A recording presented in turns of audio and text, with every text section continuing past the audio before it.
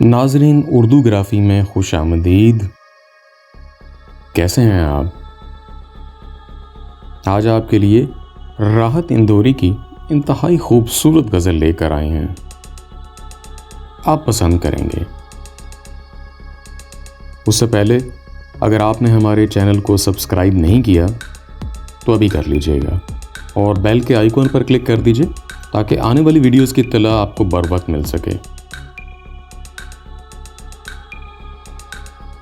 कहीं अकेले में मिलकर झंझोड़ दूंगा उसे, जहां जहां से वो टूटा है जोड़ दूंगा उसे।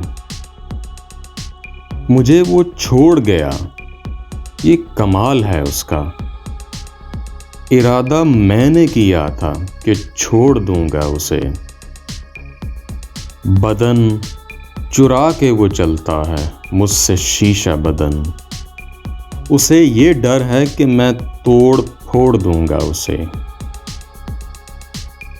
पसीने बांटता फिरता है हर तरफ सूरज। कभी जो हाथ लगा तो निचोड़ दूंगा उसे। मजा चखा के ही माना हूं मैं भी दुनिया को।